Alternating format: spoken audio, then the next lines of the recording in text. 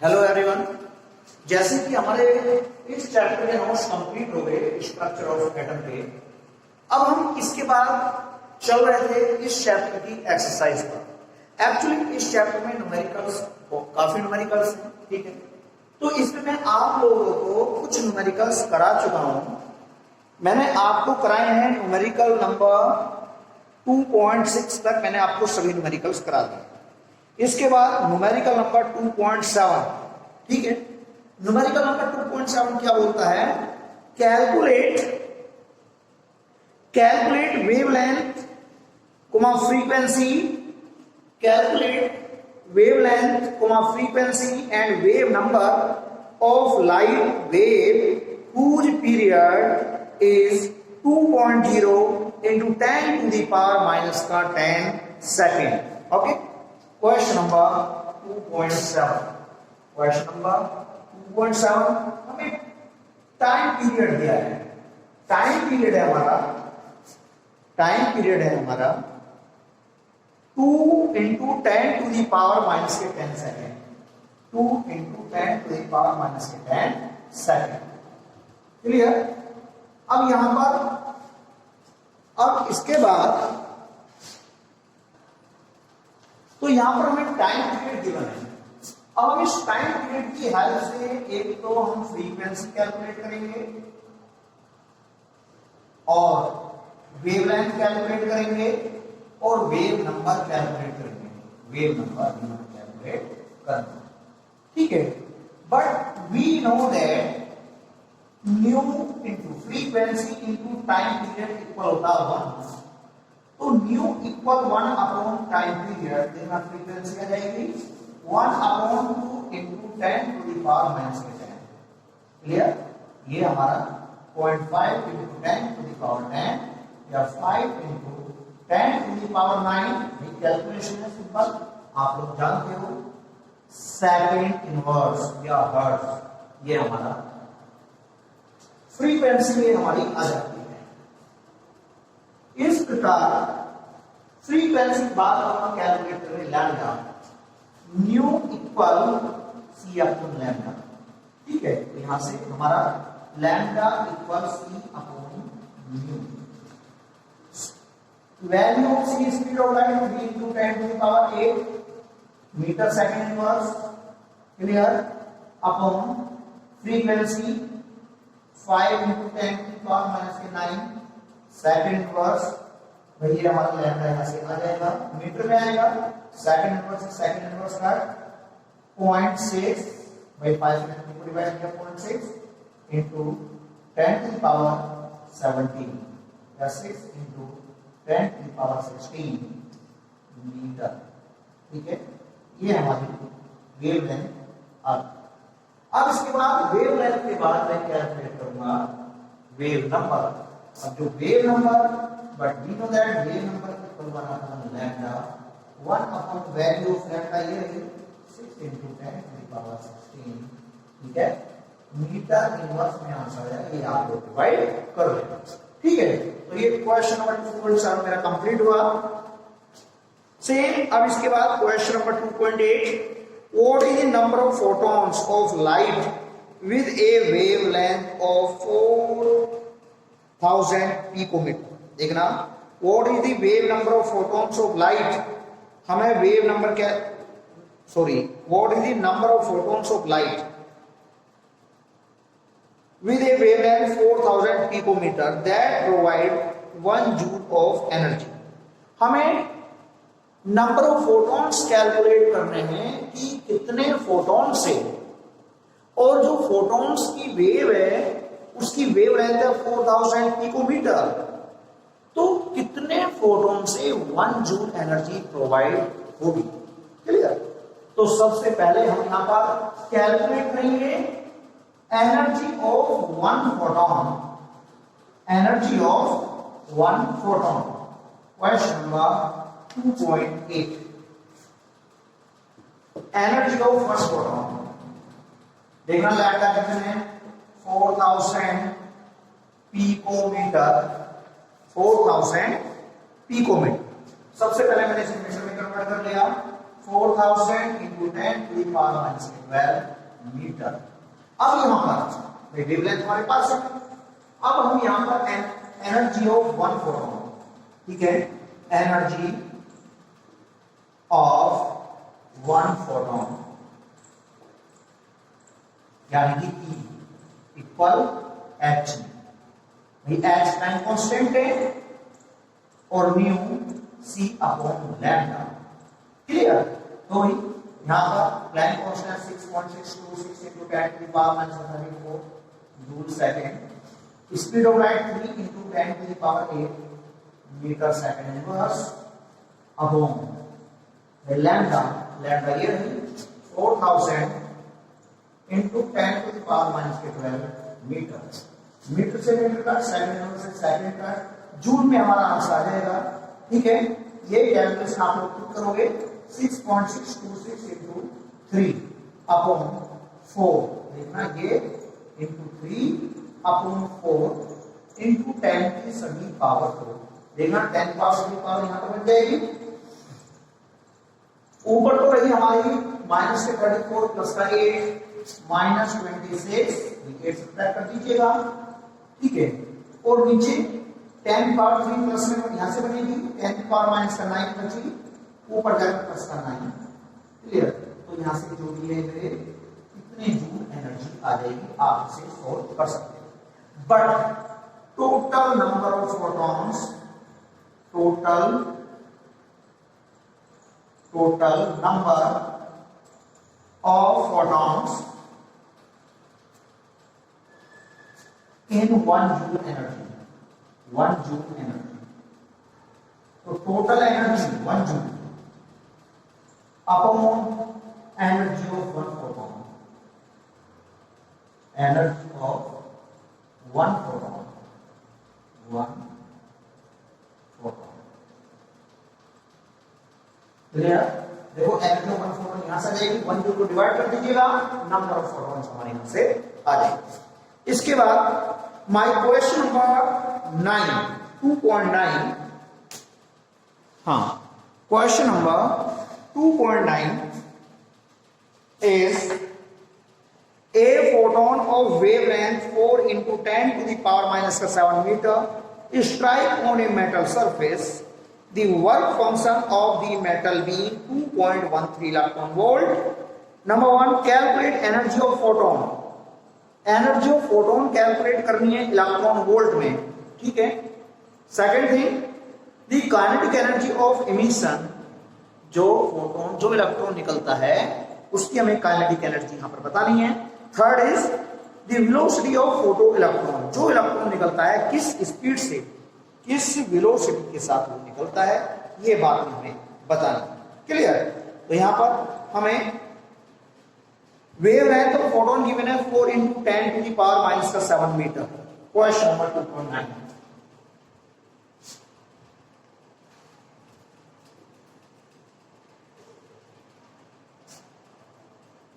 Question number 2.9, हाँ, यहां पर हमें वेवलेंथ गिवन है, wavelength lambda, wavelength lambda is 4 into 10 to the power minus 7 metre, 4 into 10 to the power minus 7 metre, ये हमारी वेवलेंथ है। अब इसके बाद जो फोटोन आता है, जो फोटोन की वेवलेंथ है, यानी जो फोटोन जिस वेव की फॉर्म में आता है, अब वेव की फॉर्म में वेवलेंथ होगी तो उस वेव की wavelength 4 into 10 to the power minus 7 metre. कहने का मतलब ये है जो फोटोन आता है इस वेवलेंथ की वेव के रूप में आता है। अब इसके बाद ये कहता है work function of metal being 2.13 electron volt, work function W not 2.13 electron volt. अब इसके बाद calculate energy of photon, electron volt में हमें बताना है। ठीक है, नंबर 1 देख, एक बात और हमारे यहां पर काम आएगी, 1 electron volt equal 1.6 into 10 to the power minus 90 joule. ये रिलेशन है, ये हमें इस क्वेश्चन में गिवन है 1 electron volt 1.6 into 10 to the power minus 90 joule. Clear? अब हमें फर्स्ट पार्ट में हमें बताना है energy of photon,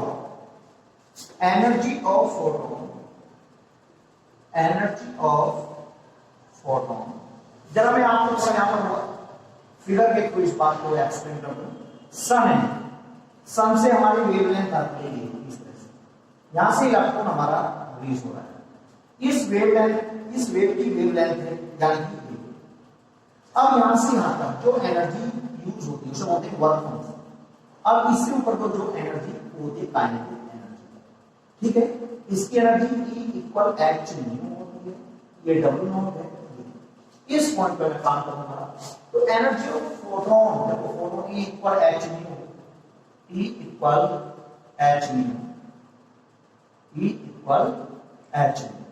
H Planck constant है, ठीक है, और nu c upon lambda, lambda में की वजह से तो देखिएगा H 6.626 into 10 to the power -34 joule second, 3 into 10 to the power 8 metre second inverse upon wavelength ये रही 4 into 10 to the power -7 metre. 2 metre से metre cut, second inverse second cut, joule में हमारा यहां पर आंसर आ जाएगा 6.626 into 3 upon 4 into 10 to the power, ऊपर जाकर प्लस का हो गया 8 7 15 प्लस 8 माइनस का 19, ठीक है। तो एनर्जी ऑफ फोटोन ये हो गई। अब मुझे इसे इलेक्ट्रॉन वोल्ट में कन्वर्ट करना है, तो इससे मैं डिवाइड करूंगा, ठीक है। तो देखिएगा 6.626 into 3 upon 4 into 10 to the power -9, मैं डिवाइड कर दिया 1.6 into 10 to the power -9। अब ये इलेक्ट्रॉन वोल्ट, इससे पावर से कट हो गई। अब यहां पर ये मेरा 6.626 into 3 अपॉन, ठीक है। थोड़ा यहां पर आप लोगों को दिख नहीं रहा हो, मैं इस कैलकुलेशन को थोड़ा इस साइड कर रहा हूं, हाँ इस साइड में कर रहा हूं, देखना equal 6.626 into 3 clear upon 4 into 1.6 electron volt. अब देखना ये तो भी एनर्जी इलेक्ट्रॉन वोल्ट में ये, ठीक है। डब्ल्यू नॉट में क्यों नहीं, ये रहा काइनेटिक एनर्जी, इस टोटल एनर्जी में से इसे सब्ट्रैक्ट कर दो, काइनेटिक एनर्जी आ जाएगी। लेकिन क्वेश्चन क्या बॉडी, क्वेश्चन क्या कहता है, क्वेश्चन क्या कहता है kinetic energy of emission, kinetic energy इसमें से इसे सब्ट्रैक्ट करो। अब ये वैल्यू में ये आ रही है, आप इसे सोल्व कर लेना, ठीक है। तो इसके बाद ये हो गया हमारी E, ठीक है, energy of photon second part. अब हमें पता है E equal W not plus kinetic energy. अब काइनेटिक एनर्जी देखो E equal W not plus kinetic energy. अब यहां पर kinetic energy equal E minus W, दोनों इलेक्ट्रॉन वोल्ट में है, इलेक्ट्रॉन वोल्ट में हमारा आंसर आएगा। आप इसे मल्टीप्लाई कर देना, जूल में आंसर आएगा।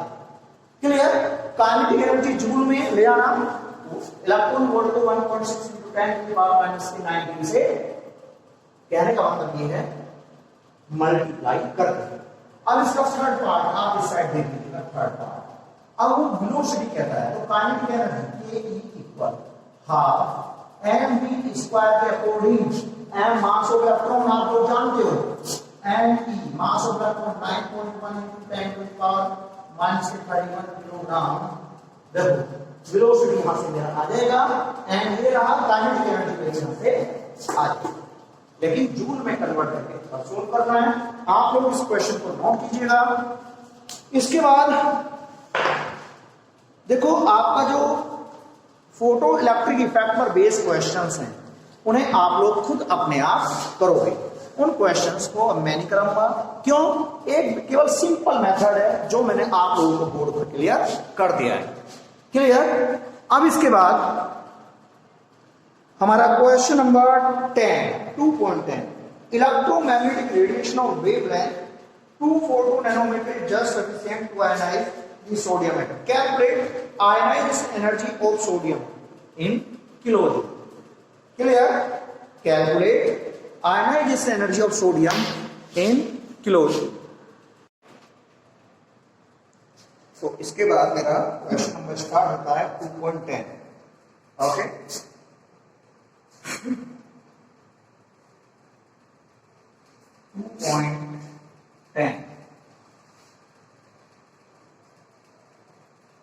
तो क्वेश्चन नंबर 2.10 इसमें ये कहता है electromagnetic radiation of wavelength lambda 242 nanometre 2.10 lambda 242 nanometre या 242 into 10 to the power minus 9 meter. We know that 1 nanometer equal to 10 to the power minus 9 meter. After that is just sufficient to ionize the sodium atom. Calculate ionization energy of sodium in kilojoule mole inverse. Clear? अब ionization energy equal यानी E equal hc upon lambda. Clear? H is 0.626 into 10 to the power minus 34 joule second.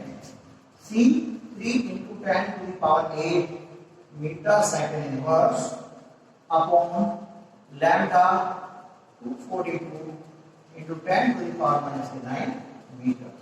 Clear? Metre से metre का second inverse से second का ये हमारी energy आ गई joule में। क्लियर? अब हम इसे किसमें कन्वर्ट करेंगे? जूल मोल इनवर्स में। Joule mole inverse. अब ये तो वन एटम के लिए है। क्लियर? मेरा आंसर किसे मांगा है? Joule mole sorry kilo joule mole inverse. Kilo joule mole inverse में मुझे अपना आंसर देना। ये क्या? जूल पर एटम, एक एटम के लिए। ठीक है, ये जूल पर एटम है। इतने जूल वन एटम के लिए, तो मुझे 1 मोल के लिए देनी है। तो यहां पर क्या मैं यूज कर लूं? Avogadro number N A. ठीक है, एन ए एवोगाड्रो नंबर हाँ equal 6.022 into 10 to the power 23। ठीक है, ये मेरा ये होगा joule mole inverse. Joule mole inverse क्यों? पहली वाली तो जूल थी वन एटम के लिए। अब वन एटम के लिए एनर्जी थी hc अपॉन लैम्डा। मैंने इसे एवोगाड्रो नंबर से मल्टीप्लाई कर दिया 1 मोल वैल्यू से। अब ये होगी जूल मोल इनवर्स, राइट? अब मैं इसे 1000 से डिवाइड कर दूंगा तो किलो जूल में हो जाएगा 6.022 into 6.626 okay into 3 upon 242 into 10 to the power। देखिएगा ऊपर जाकर 9 प्लस का हो गया। ठीक है, 9 और 8 17, 9 और 8 17 और 34 माइनस का 34 माइनस का 30 सॉरी माइनस का 17 बचा ना।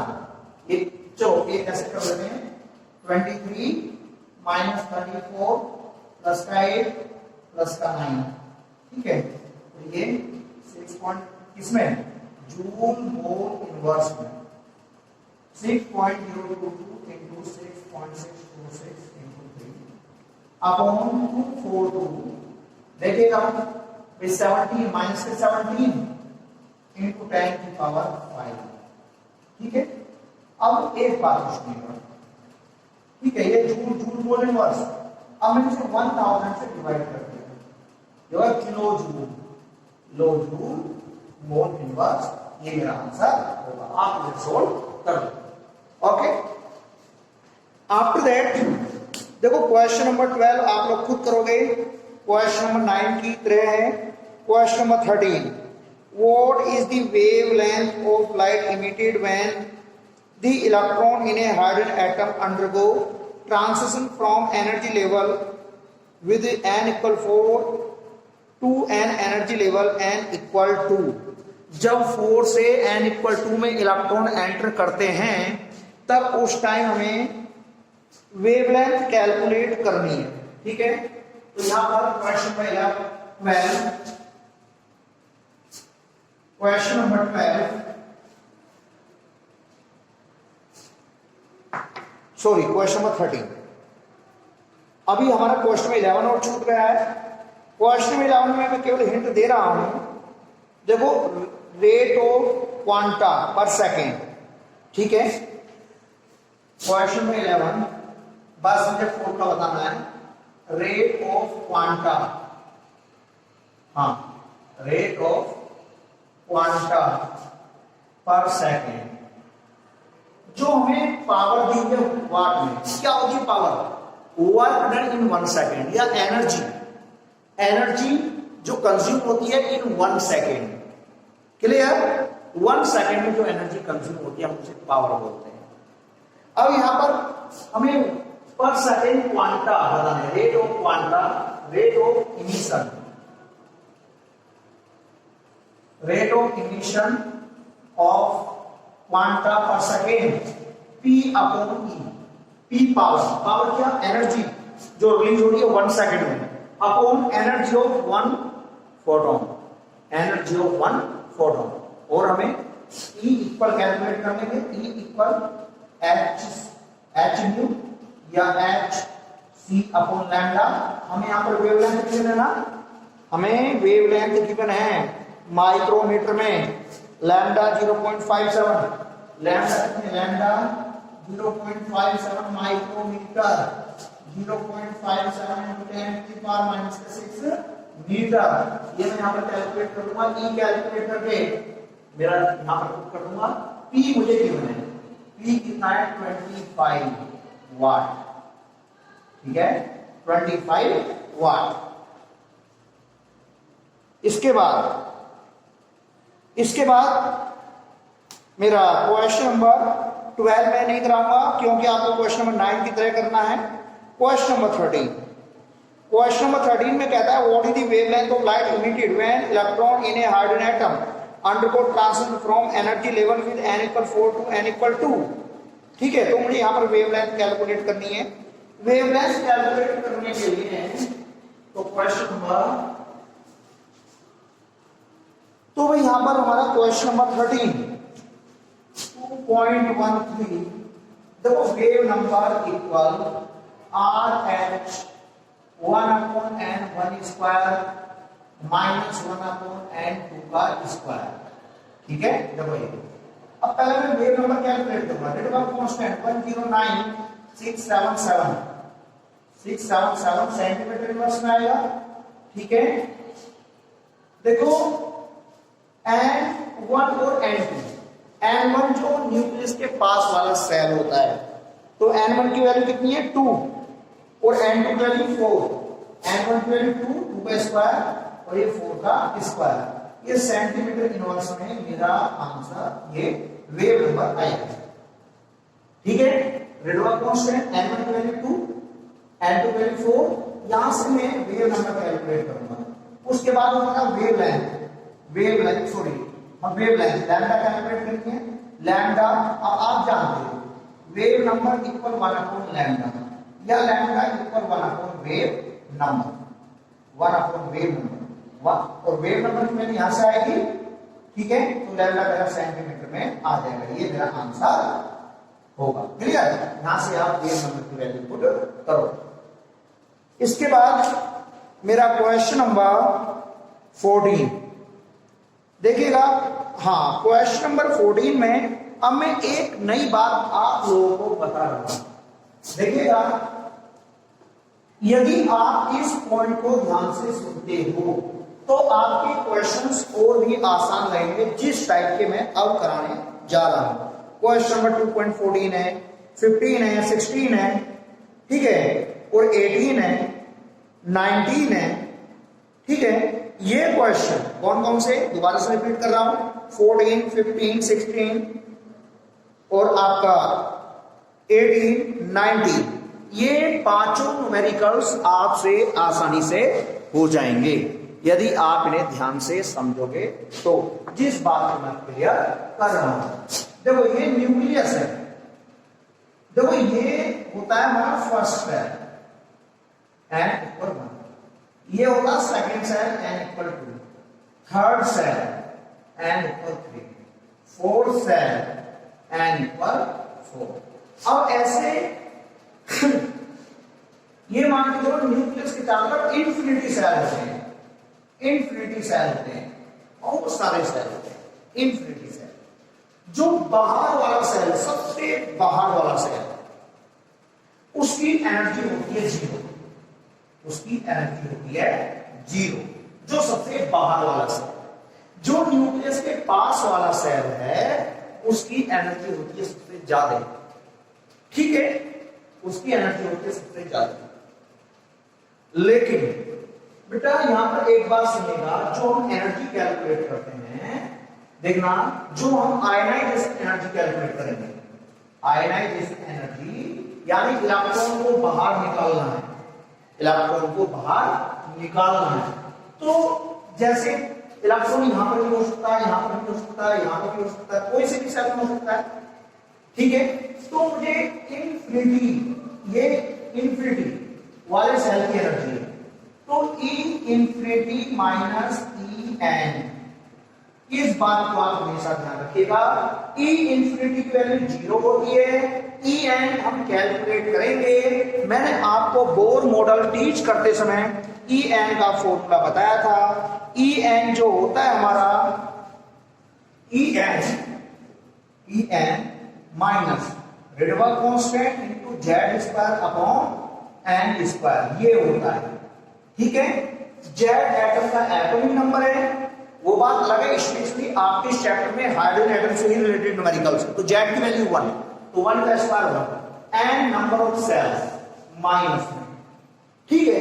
तो यदि आपने ये दोनों बातें समझनी हैं तो आप किसी भी क्वेश्चन में, इन 5 क्वेश्चंस में कंफ्यूज नहीं होने के हो।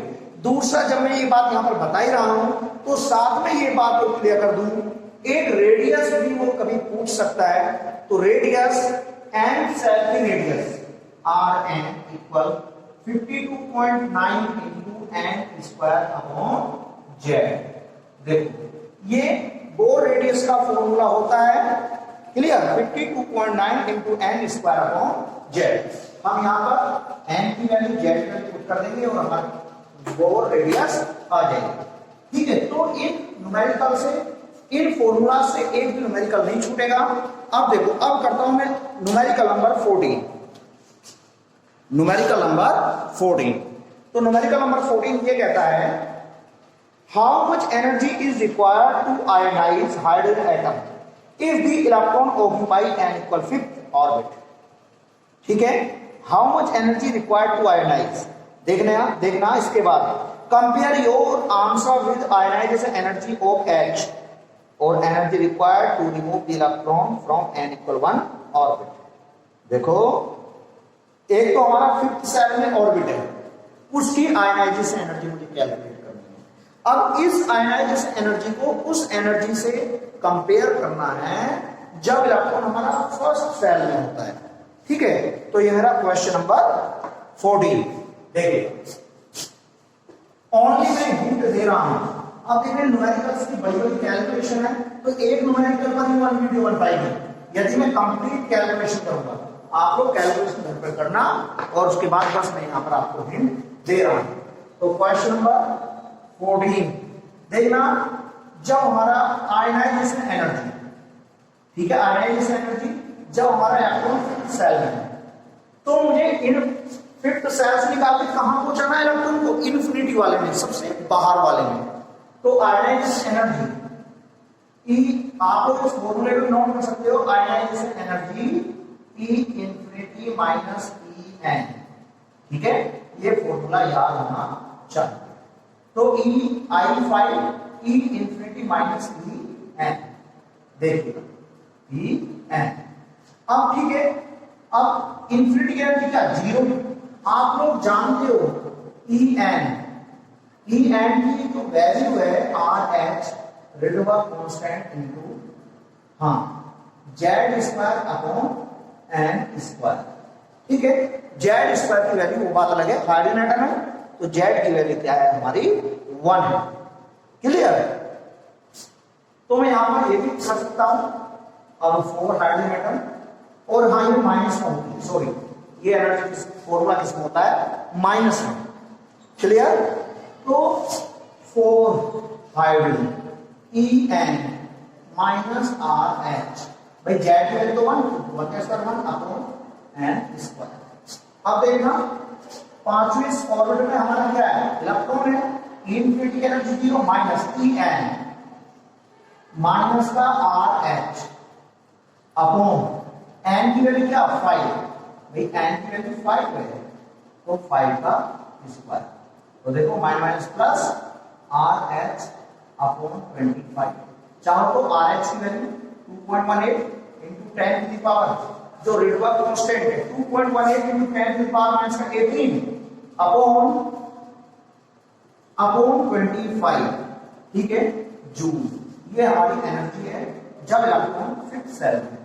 अब इस एनर्जी को, ठीक है, ये तो होगी आयनाइजेशन एनर्जी। अब मैं इस एनर्जी को फर्स्ट सेल की आयनाइजेशन एनर्जी से कंपेयर करूंगा, ठीक है, IE5 देखिएगा। तो आयनाइजेशन एनर्जी जब इलेक्ट्रॉन फर्स्ट सेल में है, ठीक है, तो इक्वल देखिएगा यहां पर इसके अकॉर्डिंग चल रहा हूं, E infinity minus E1, E infinity minus E1, 0 minus R H Z value 1 का स्क्वायर अपॉन 1 का स्क्वायर। तो इक्वल, हाँ ये माइनस में हमारा फॉर्मूला होता है, तो minus plus R H upon 1, ये IE1। अब मैं इसे कंपेयर करूंगा IE5 अपॉन IE1 के साथ, इसकी एनर्जी ये रही, देखो आर एच की वैल्यू यहां पर पुट कर दो, 2.18 इंटू 10 की पावर -18 अपॉन 1 जूल। इस एनर्जी को इससे कंपेयर कर दो, 2.18 10 की पावर -18 अपॉन 25, अब ये भूकर ऊपर 1 अपॉन 2.18 10 की पावर -18, इससे ये कट हो गया। तो देखो आई, हाँ जो रेशियो है फिफ्थ सेल की ionisation energy upon first shell की आयनाइजेशन एनर्जी 1 अपॉन 25, ये रेशियो होगा। ओके क्लास, ओके क्लास, बाकी न्यूमेरिकल्स में नेक्स्ट वीडियो में लेकर चलूंगा। Okay okay.